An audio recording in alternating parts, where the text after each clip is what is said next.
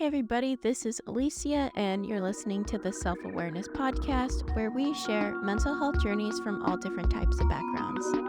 Hey, everybody, let's welcome Nick Palladino to the show. He is an entrepreneur who wears many hats. He's the co founder and CEO of Tribe Fitness, a health and wellness studio and community within the San Francisco area. He co-hosts his podcast Conscious Conversations, where he shares intentional conversations with experts in business, coaching, science, and spirituality. Through his life and wellness coaching and mentorship program, he gets the opportunity to share his life tools he's learned about stress management, self-transformation, and enlightened leadership. So without further ado, let's get right into the show. Hey everybody, welcome back to the Self-Awareness Podcast. I'm your host Alicia, and today we have Nick here today. We're so excited to hear his journey when it comes to mental health and all the coping mechanisms about skills that he's learned throughout physical, mental, and emotional health. So without further ado, let's go ahead and get into Nick's story. Nick, can you tell us a little bit about yourself? Yeah, thanks for having me on. Where do you want me to start? What lens do you want me to go through? There's so many different pieces we could go with. So, what do you want to know? How about where you're from, where you grew up, and just, what you do now? Yeah, sure. So I'm from the Bay Area and currently live in San Francisco. What I do now is I try not to label myself too much. I feel like that can create a lot of stress and anxiety in itself. But I would say at my core, I'm a wellness entrepreneur, wellness practitioner. And I focus on a couple different things. One, I have, and you're a member at my gym. I have a brick and mortar gym, Tribe Fitness, which focuses on more of the physical health and then yoga. And then personally, I do one-on-one life coaching, mindfulness coaching, really teaching people how to create and manifest the realities that they want to live in. So between the two of those, that's where I live and spend most of my personal time and my professional time. There's not much separation between the two these days. So that's been a really cool change. But yeah, so I spend most of my time in physical, mental, and emotional and spiritual health. That is what my life revolves around to a big extent. I love the way you worded that because, like you said, I met you through the gym at the brick and mortar gym, and that's just one of the hats that you wear of Hmm. the many ways that you help people. And the way you summed it up right there is a very helpful way to say a lot of what you do in a short sentence, but I'm sure we'll get into more details. So, thank you so much for starting us off there. And one of the first questions we like to ask is what the environment was like growing up when it comes to mental health. Did you know of any mental health illnesses in your family or were exposed to any mental health challenges? The idea of this question is to figure out what your perspective of mental health was at a young age. Hmm. Well, I think it's interesting and something that I'm really excited about in the way that society is moving is, and being a little older than you, I'm 40. When I feel like the old man in the room now, like growing up, mental health wasn't a word that wasn't on our radar. It wasn't in really the narrative or the language and the way in which we were raised. So, but now looking back, and a lot of the self work I've done on myself the last 3 to 5 years has been around parenting and learning to parent myself. So now with the ability and the lens to look back, I'm going, man, there was a lot of mental disease in my home and in the culture I was raised in, and just people in general. But it wasn't a term, right? It wasn't a focal point. And as I started to get into mindfulness in my mid 20s, I was ahead of the curve at that time 15 years ago too. So I'm just loving to see that now it's becoming a conversation. But as I look back, there's a lot of stuff that I could see in my family around my parents being perfectionists, both of them. And then I had a lot of challenges with my father growing up, and we had a fantastic relationship. But once I became a teenager, and him and my mom's relationship started to divulge and deteriorate, a lot of that anger and stress and abuse landed on me as the oldest child. And it Mhm. was more of a sense of, there was some physical abuse, but more of like a sense of emotional abuse of, I could physically injure you, is a lot of Mhm. what I've reconciled Oh. as I look back at my childhood. And I've realized a lot of that is has driven how I behave and how I think and how I feel, of kind of being the person that takes care of everyone. And you've seen me at Tribe. It's like my brother and I, we take care of a lot of people. And I think a lot of that's learned from growing up, of making sure mom and dad weren't mad, or making sure that Billy was Mm. okay and safe, or making sure that if anyone did get in trouble, it was me because I'm big and I can handle it. So I look at those things, and I realized there was a lot more mental abuse and scarring than I had any awareness of at all. And none of that was from malintent from my parents either. They didn't have Mm-hmm. resources, especially their generation. Like, this wasn't even talked about. Their parents didn't even talk about their feelings at all. So I'm like, okay, they did the best they could. Mm-hmm. And then, yeah, looking back, I'm just going, there was pain, there was abuse, there was a lot of control. So that's really where I've landed on what I've worked through, and been really unpacking that the last couple of years, actually. Wow, thank you so much for your vulnerability. And it's so eye opening to hear you say the things along the lines where you felt that the stress in the household was being, and the anger and the frustration was being navigated towards you. Hmm. And it really makes me just view your life journey and your goal journey with what you've been working through as a coach and a mindfulness mentor, is being able to help people not do the same thing as far as being able to handle their stress so they're not taking it out on others. And Hmm. I definitely agree. I can feel the community, and I know I heard one of your episodes before as how you value the tribe membership and in the relationships between everybody else. And that's something that attracted me to the gym, and I really enjoy that community that you've built. So being able to hear that all the way around is very eye opening, and thank you for that vulnerability. Yeah, for sure. I think a lot of people can relate to is that the stress was in the household, but there was no word for mental health. There was no vocabulary to express what you were feeling into words. So I think that puts it, relating to myself and others, of what it can be like growing up in a house where mental health isn't talked about or emotions aren't talked about. To go a little bit into detail, and you said that you were growing up, being the eldest child, having a lot of stress towards you, and dealing with things within your household. Have you ever experienced symptoms of mental health challenges before? Could you go in a Hmm. little bit into detail if you have? Yeah, and it's bringing up a lot for me as we're going through and kind of talking about the past and kind of being like, Mm-hmm. man, I wish that we did talk about this stuff when we were younger, because I think it would have been better in some ways, and understanding that everything happens just as it should for each person. But yeah, and looking back at, so what I had witnessed from my father was, he was there physically, but mentally he checked out for about 5 years, just emotionally not present and not able to handle his reality. So when, Mm-hmm. as I started to see that, I start to lose, in essence, my father. My mother starts to lean on me and almost treat me as a pseudo husband in the way of support and care. So in my around 15, 16, 17, I started having very serious mental health problems. I was on antidepressants. I was quite the troubled youth. I was always in trouble. I wasn't a mean kid, but I was definitely a bad kid, and I don't think a lot of people know that about me now, the way I am. But I was quite troubled, and quite angry, and I was on antidepressants. And I remember one day in high school, I actually took myself off antidepressants, and that had led to suicidal thoughts. That led to me being expelled from high school that I was in, Mm-hmm. and that all, it wasn't. And I look back and I'm like, where was the help? Where was the therapy? Where was the counselors to sit with me? And that really wasn't provided at all. So in my mid 20s, after I started to work in the corporate world, that's when all this stress started to actually flare up again for me, and really rear its Mm-hmm. head. And during college, I was fine. It was fun. I was drinking. I was partying. I was focused on things. So maybe it was just being masked. But as I got into my mid 20s and started to work in the corporate world, that's when it really started to show up for me. And at first it started to show up as stress and anger, and then it started to manifest as the inability to take care of myself and the inability to create space.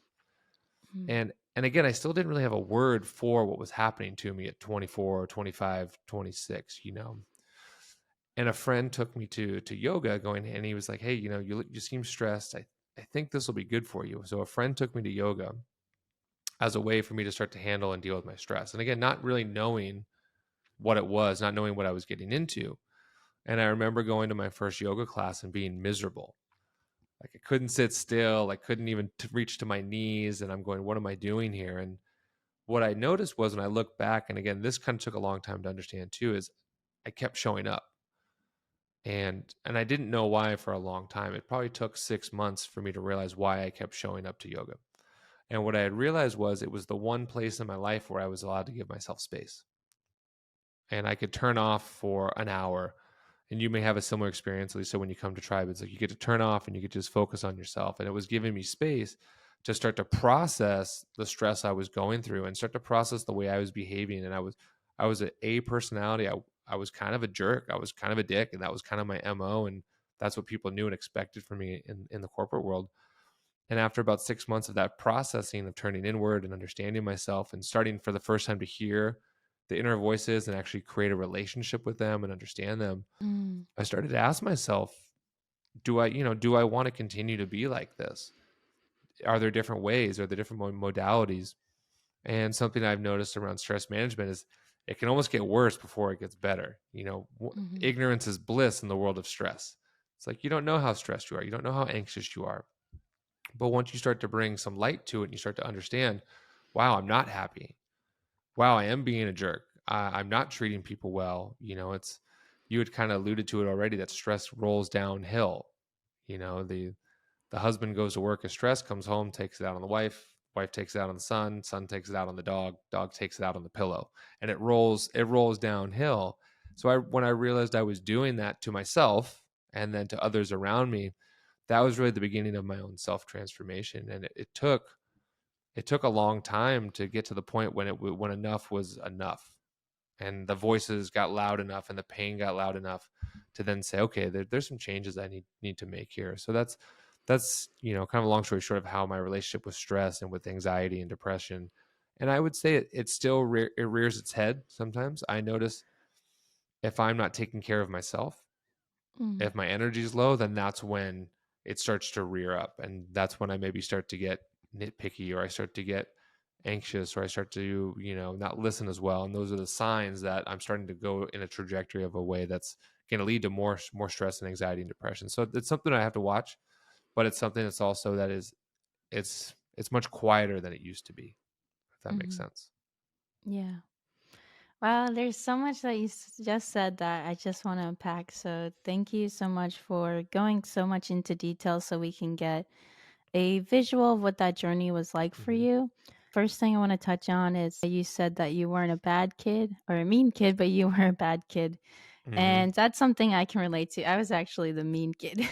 I Mm. was also dealt with my depression and was just not nice to people because of that. And I really love how you painted that picture of, first of all, you touched on the medication that you were taking and then quickly going off it on yourself. And I think I'm really happy that you touched on that because people who do take medication, especially at a young age, I do know people at that point, sometimes people don't realize how dangerous it can be to get off that medication in that Hmm. way. And so, thank you for sharing the vulnerability about this suicide ideation and the way you rolled into the I guess the masking of those emotions and Hmm. still not having that terminology when you went to college. You really pointed out the distraction that the lifestyle brought to you. And I think that's something that can also relate to our veterans. When you go into the military at a young age, you are kind of just ramped into this lifestyle of working and meeting people you work with. And I think like when that all starts, a lot of people can do the same thing, just get distracted with that and not Hmm. really have that time to, like you pointed out, have that relationship with stress management until the stress gets pretty serious and your responsibility gets pretty high. I was surprised about your story of going to yoga, especially your relationship with self awareness. So it's really cool Hmm. to see you reflect on a lot of these things. But I thought it was going to be a little bit different.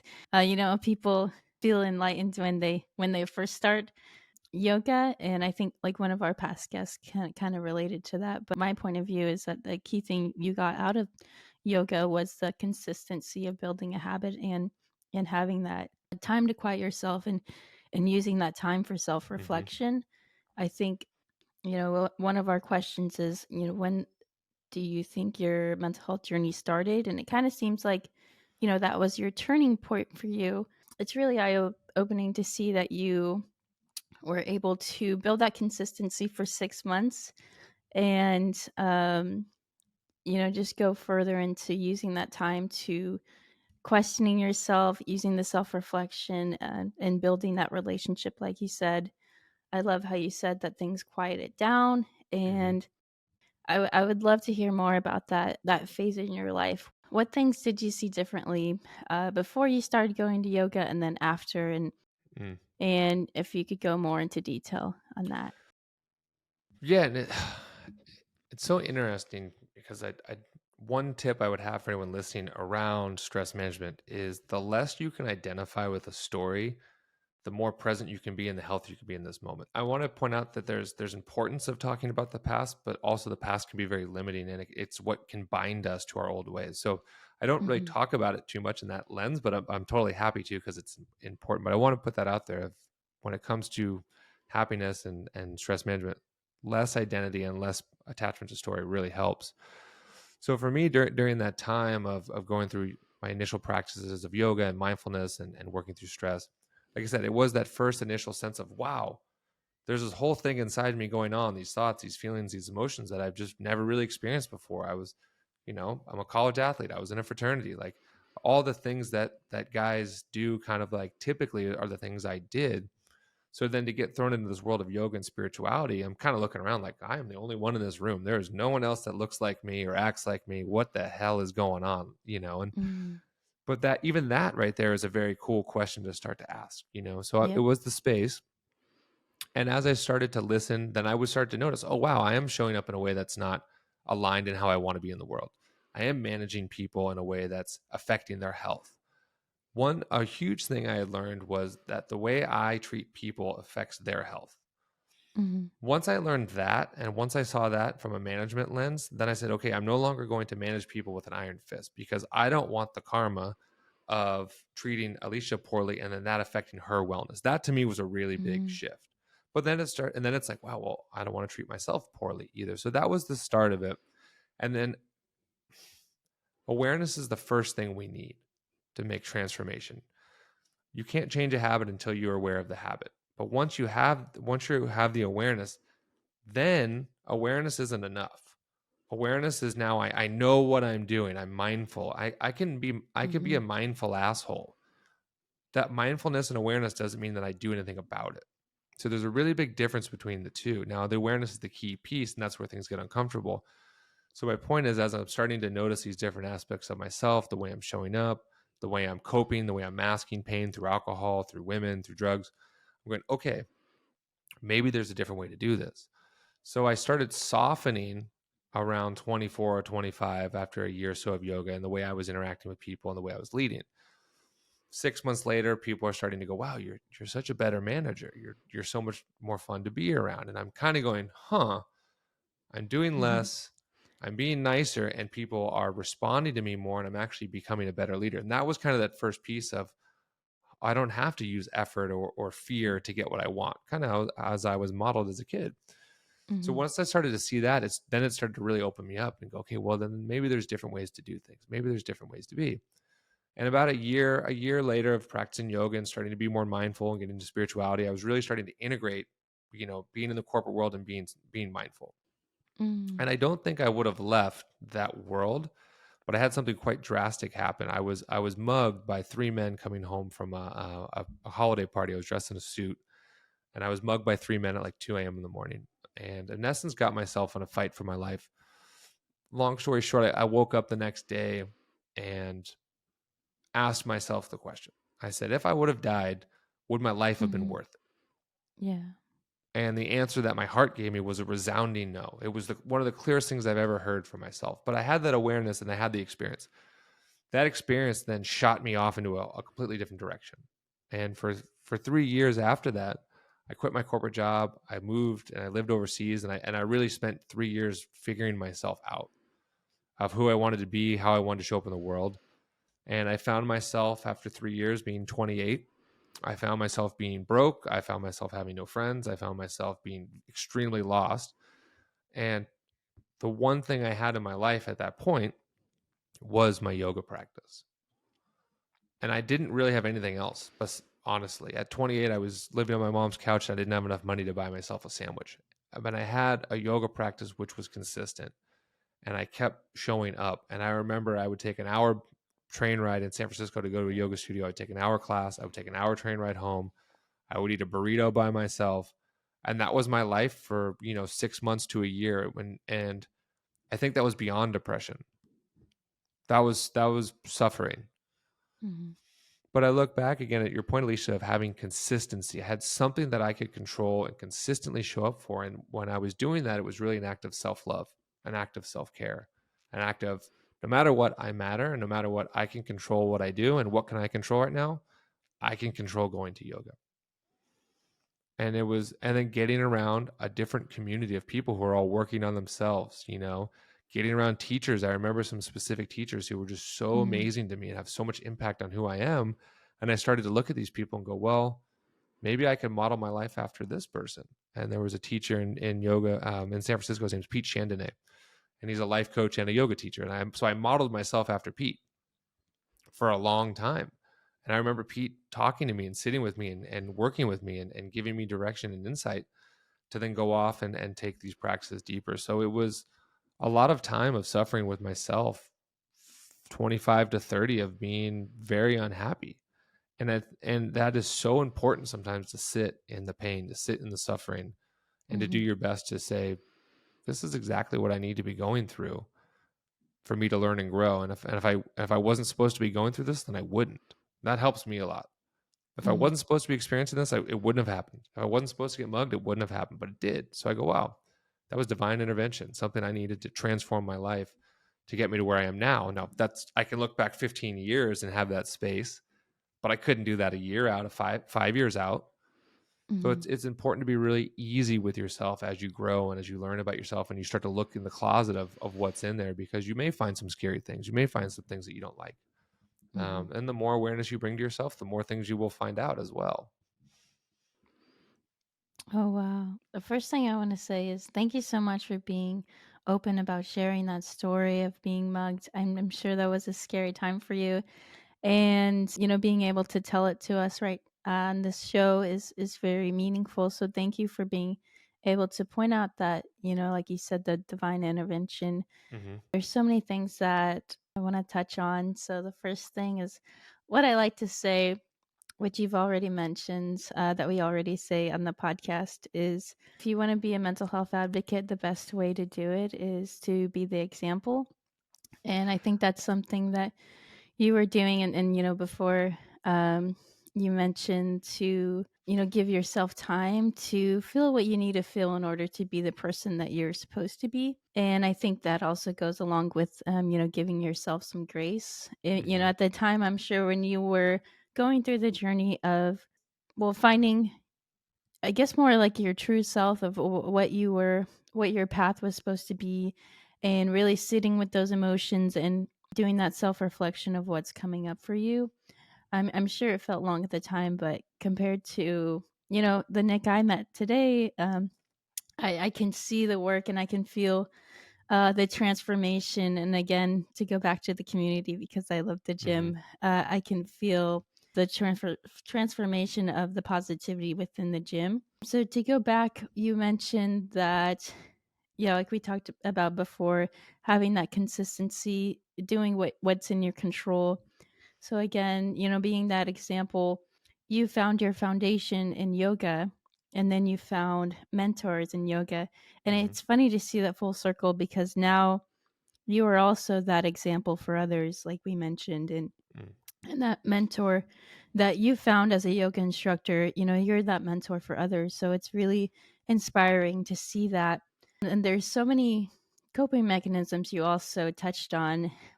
I think something that's going to be really helpful for our audience is that you touched on those, not just doing the self reflection, but you spoke about what questions that you asked yourself that are going to be most beneficial when doing that self-reflection. And a lot of those of what you worded it were words of self-love, of showing yourself self-compassion. Hmm. And I think that's really inspiring. I'm in this PTSD group, and it kind of reminded me of what you said, where you felt it was beyond depression. And sometimes we talk about, feeling that it's all or nothing, like it's all good or it's all bad. And then when it's all bad, you just shut everything out. So that kind of makes me think of what you mentioned, like almost in a way of surrendering, of being able to letting go of that control, and then feeling what needs to be felt. And that's when you've started to increase your baseline of that yoga practice. And I love that. So I want to go more into detail and how you were starting that journey as being a coach. Can you give us Hmm. more examples of when you started that, and then what that process was like for you? Yeah. Well, you already said something that was great around you got to kind of be the example, and thanks for that reflection. There's something that someone asked me years ago, which it's always stuck with me. Someone said to me one time, they go, "How did you become a meditation teacher?" And my answer was a little flippant, but I said, "I meditated for 10 years." And they looked at me and they were like, "Oh, that makes sense." And so in the coaching world, the teaching space, there's so many young people and teachers that are out there, and I think that's great. And also being aware of time matters, being in the game matters, working with yourself matters. So there's a lot to be said for the self work of understanding at your core who you are and why you're showing up. So coaching for me happened organically in a way too. And again, it wasn't something, just like yoga, it wasn't something I was consciously aware of that I was looking for. As at around age 30 or so, I became a director at the YMCA, and they teach you how to coach rather than manage. So that was really my first experience around coaching. It was around age 30. It was nothing I really heard of. It was not as popular as it is now. So getting into the coaching space after learning about it, I'm going, wow, this is incredible. I love this technique. I love this modality. I'm asking people questions and they're getting the insights on their own. I'm not doing it for them. So to me, coaching just felt freeing. It felt like an amazing tool. So as I started to learn about coaching, I then got around a much more advanced yoga teacher around the same time. And she taught me, her name is Jean Mazet. She taught me about meditation and breath work and using techniques to heal yourself and heal others. So what I started to do was combined the coaching work I was doing with the breath work and the meditation and the yoga work together into my own unique kind of blend and practice. So I guess at its core, what I do is yogic coaching, and I don't know if I'd really call it that, but that was the ethos of it, where it came from. So learning about the skills of coaching, learning about the skills of breath work and meditation, to me, it became just like the perfect blend of almost like a peanut butter and jelly sandwich. So that's how I got into it. And I remember when I started coaching about a decade ago now, there wasn't much out there on the internet around it. There wasn't much out there going on. Instagram's just starting. And I found something that said all you need to be a professional coach is for a client to pay you. And I looked at that and it like opened up my Hmm. world. I was like, holy crap, I'm a coach. I have a client. Instead of, the imposter syndrome of I'm not good enough. I need another Hmm. certificate. I'm not blah, blah, blah. So that was how that all started with the coaching space. And, and I went a long time and around starting to think that being a coach was who I was. And again, I'll go back to the identity piece. And I started to realize maybe again 5 years ago, wait, no, coaching's not who I am. It's a tool. And that's where I've landed on all of these different modalities. They're not who you are. They're tools to help yourself, first of all, and then tools to help others. And if you can get to that space, then it's like, okay, right now, what tool do I need? So what I'll start with, and again, this is in myself and then with others afterwards, is how do I feel? That's usually the first question that I ask myself when I'm working with myself. How do I feel? Okay, for example, let's say I feel stressed. Okay, low hanging fruit. That doesn't really help me to too much of an extent. It's just too big of a statement. If I'm stressed, it's like, okay, then I say to myself, what am I stressed about?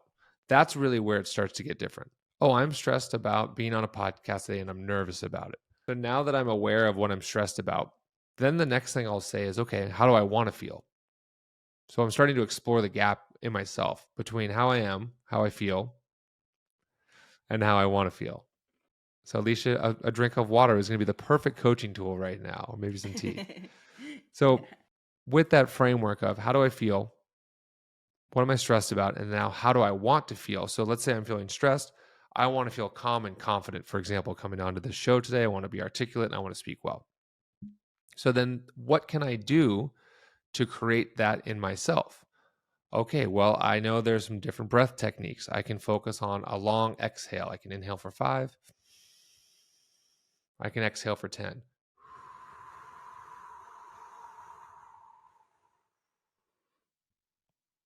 And at least you can see now my energy just relaxed. So that would be the perfect technique in terms of breath work to get me from stress to calm and confident. Maybe there's a physical pose I can do. Maybe I would do a forward fold and calm my energy, right? So understanding where you are or how you feel compared to where you want to be or how you want to feel, within that, now you have the awareness framework. The next thing is to decide what is the right action to put into there. And what's so amazing about this framework is then the action becomes limitless. Okay. If I'm stressed, I could go get a massage. I could go get a glass of wine with a friend and talk, right? If I'm low on energy, I could go for a run, right? So you really start to be able to pick and pull from anything around you to use once you understand how you are and how you want to be. That's really, I think, the first piece around awareness. And then the second piece is action. After that, then it's practice, continuing to practice. How did that work? Did it work? Did I feel better? Did I feel worse? Now I have data. Really, in essence, I'm talking about being your own self scientist, your own self therapist. And the more and more you can do this, the more and more you have access to it, the quicker it gets, the easier it gets, and the more flow there is with it. So that's really kind of the basis of how I got into coaching, and also then how I use it in myself and others. And we could take a look at with fitness. It's the same thing, right? You met with one of the coaches this week. What are your goals? Where are you now? Where do you want to get to?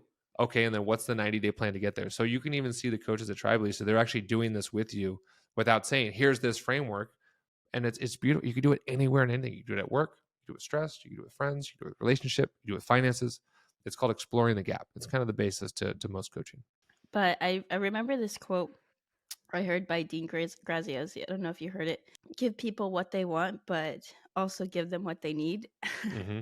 And that reminds me of the framework of the program that I'm doing the 6 week challenge, and I'm so excited about that. But also, people want to see progress throughout this challenge, but you guys are giving us what we need, which is a program that is going to help us learn the basics about, or learn the fundamentals and progress our fitness. And even Billy mentioned emotional or mental goals, so I think that's Mm-hmm. really awesome the way you framed that. Again, you gave us so many questions that are so enlightening of how you can ask yourself these questions of self-reflection, and Mm-hmm. to like you said, these are tools to help you with your stress management.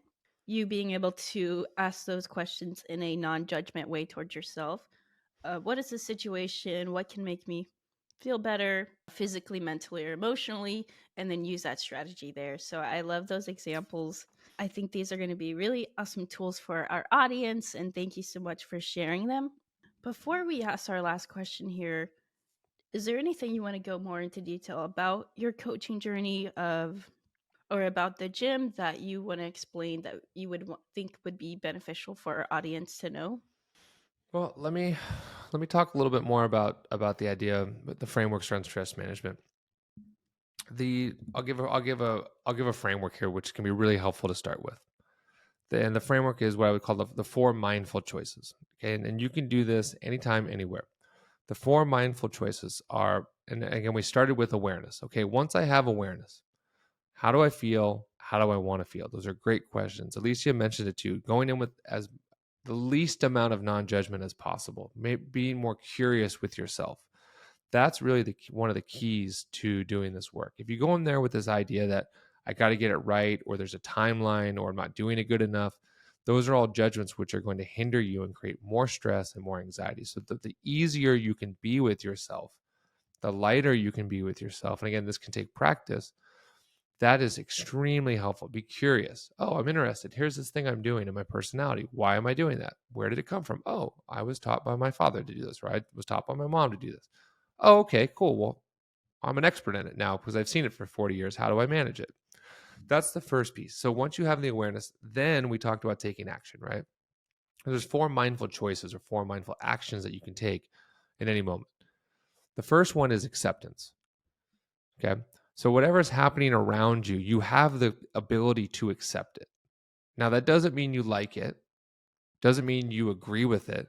But when you accept something, what you do, and not 99%, I'm talking about 100% acceptance. This is how it is, and I fully accept this reality.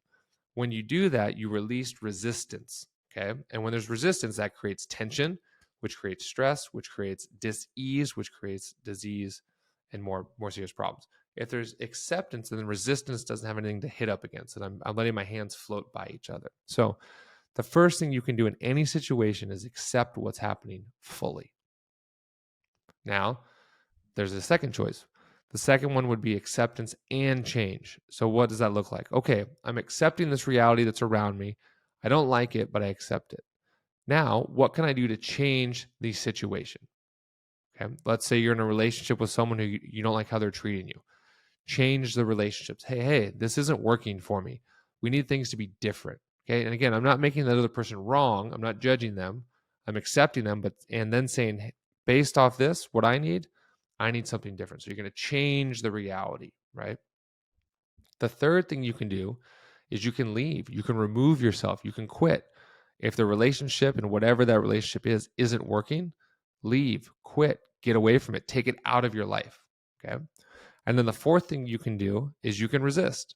And now that may sound funny. What do you mean, Nick, that I can mindfully resist? Okay.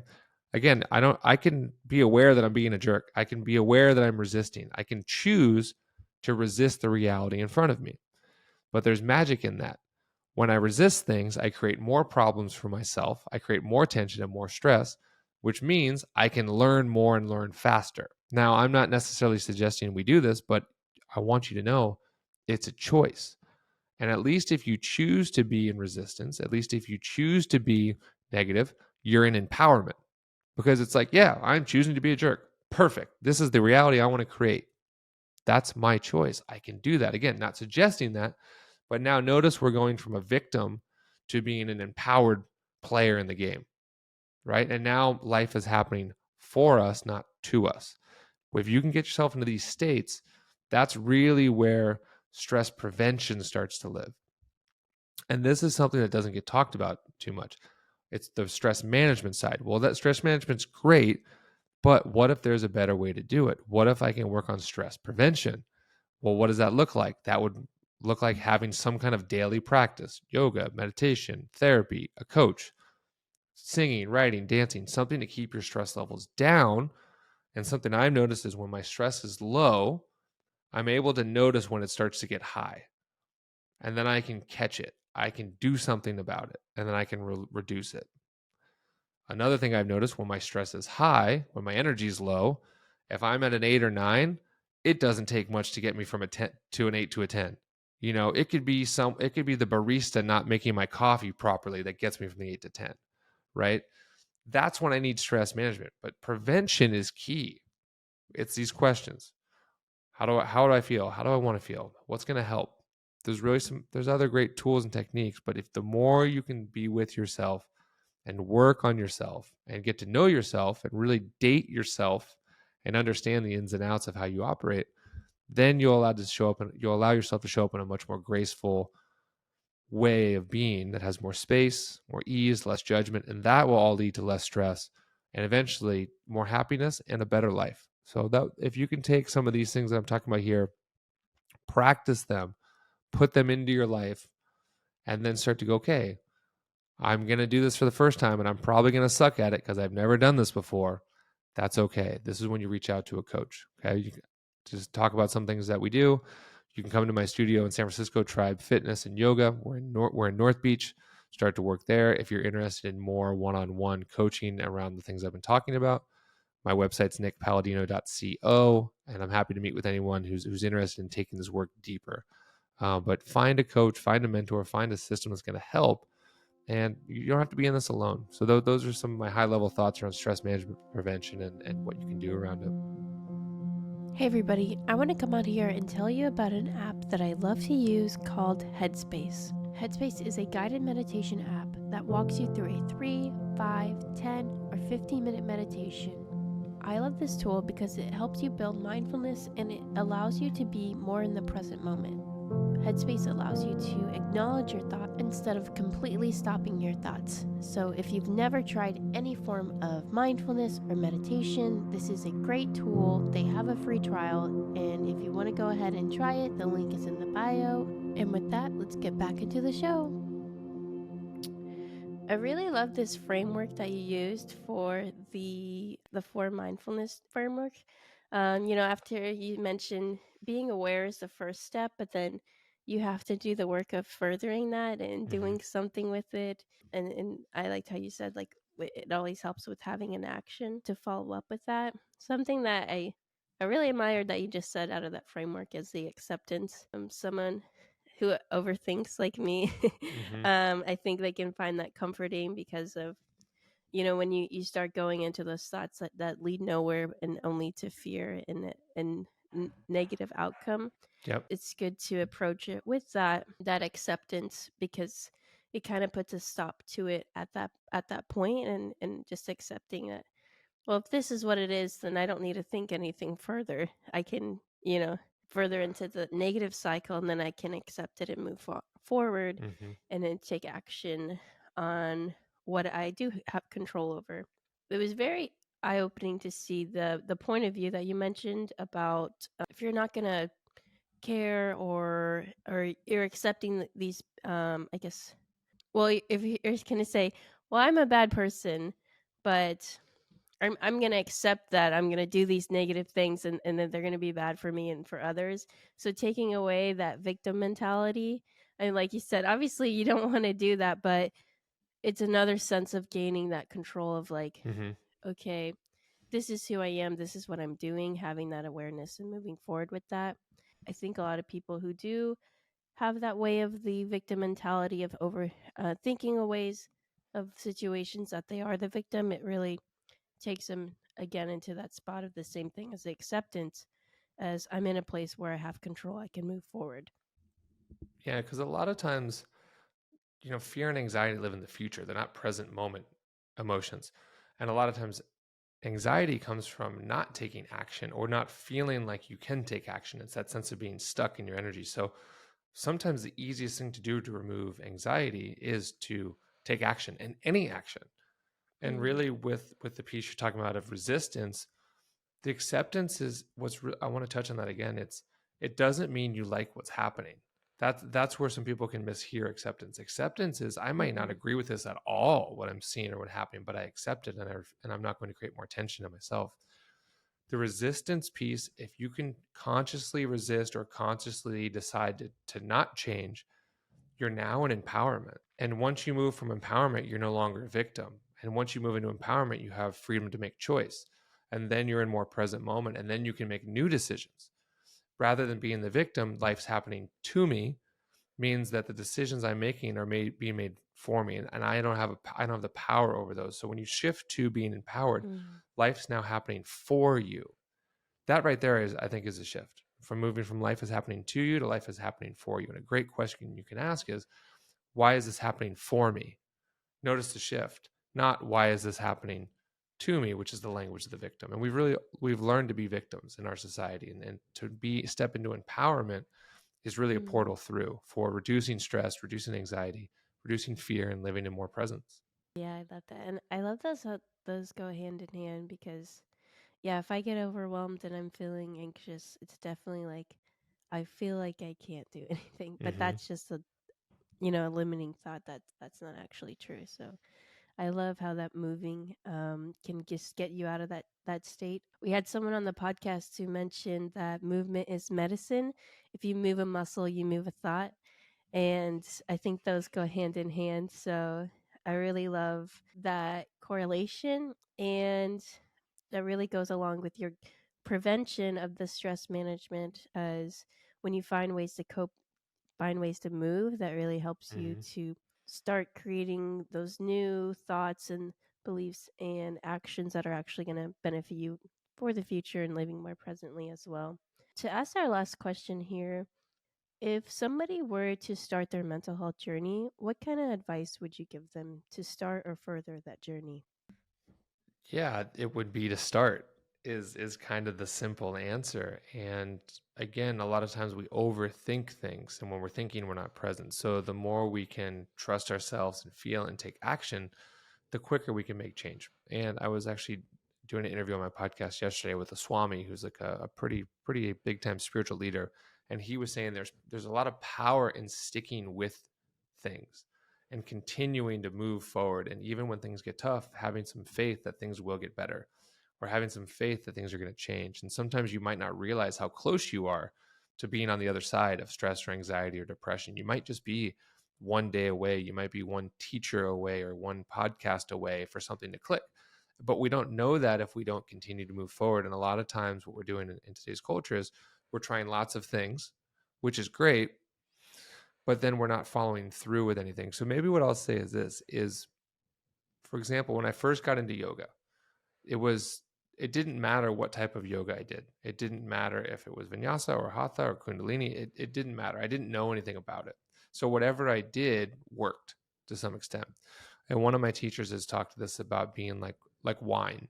When you first start drinking wine, Trader Joe's $2 chuck is fine, right? You don't know what it tastes like. It gets you drunk. It's good. But as you drink more wine, as you practice more stress management techniques or yoga, whatever, mindfulness, you start to realize there's a flavor or a taste profile that you like. And then once you start to understand what you like, so maybe it is yoga or maybe it is meditation or maybe it is podcasting, whenever you find something that works, then start to go down that way and get more refined. But at first you don't need to worry about that. Do anything that works, do anything that makes you feel better. And once you start feeling better, you'll start thinking better, your energy will improve, your thoughts will improve, and then before you know it, your life will improve. So keep it simple. Keep it simple. Move your body, meditate, be mindful. Those are the 3 M's that I would refer to. Those are really good portals in. And then find a coach, find a teacher, someone that you resonate with. Find someone that you look at their life, and not that you want their life, because that could be a trap, but look at someone who you've seen or heard and go, okay, that person has aspects of them that I admire, right? That person has aspects of the way they're living that resonate with me. So go study with that person. And if it's just online or if it's just watching their videos, or if you can actually get in touch with them, those are some great ways. And then study with that person and see how they can help you, or study with that group, or find a community, such as you have, Alicia, with Tribe. And there's a great line I've heard recently that I really, really like is, if you show me your friends, I'll show you your future. Mm. And the same thing works Hmm. is, if you show me your community, I'll show you your future. So get around a community of people Yeah. who are making changes. And that can be really powerful. A fun stat I read recently was, if you tell a friend that you're going to go to the gym, you have a 65% chance of showing up. So that means accountability works. If you and a friend say you're going to go together, you have a 95% chance of Mm. showing up. So then maybe some of the secret here is to find a friend or find an accountability buddy to do it with as well. And then that way you can support each other, grow each other, and be there for each other. I think those are some really simple ways to start, to build the practices over time. And then the last thing I'll say is, be patient. Mm. There's no timeline for removing stress. There's no timeline for getting to the other side of depression. It's whenever you're ready to release it, you will. And if you can release the pressure of a timeline, you may find that you actually are able to heal yourself faster. Oh, I love that. Based off of the strategy you just gave of starting that journey, I love this because we always compare the mental health journey to a physical journey.